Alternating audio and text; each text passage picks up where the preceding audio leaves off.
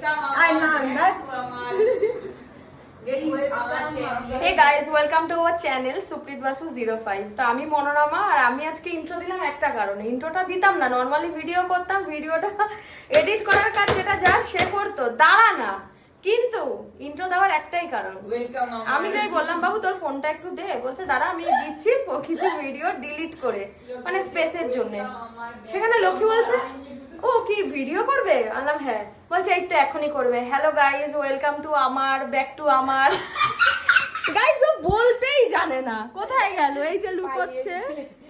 Welcome আমার, এই দরজা ভাঙবে। ওয়েলকাম আমার। হ্যাঁ কি বলেছিল বাবু বল। বলছে গাইজ ওয়েলকাম আমার ব্যাক টু আমার, আমার আমার করছে। এটা হচ্ছে কেন বলতো, এটা করছে, এটা মনোমার সাথে থাকার দোষ।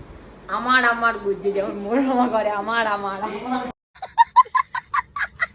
তো যাই হোক, ইন্ট্রো দিতে পারেনি তো কি হয়েছে, আমার এদিকে সন্ধ্যাবেলা না অলরেডি, মানে সন্ধ্যা দেওয়া কমপ্লিট। এই যে, আর এখানে এখন বাজে 7:05। এখন আমি বানাচ্ছি চা।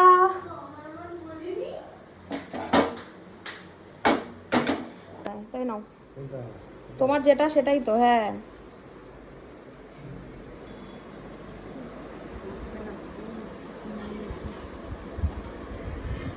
হাত ভাঙা।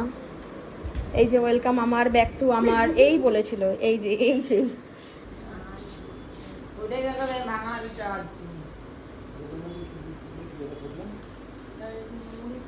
না ওটা চামচ।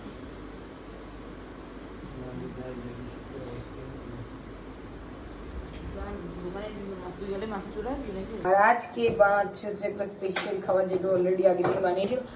আমার খেতে একদম বাজে লেগেছিল, আমি বললাম এবারে আর একটু ভালো করে বানাবো, তো সেইটারই চেষ্টা চলছে।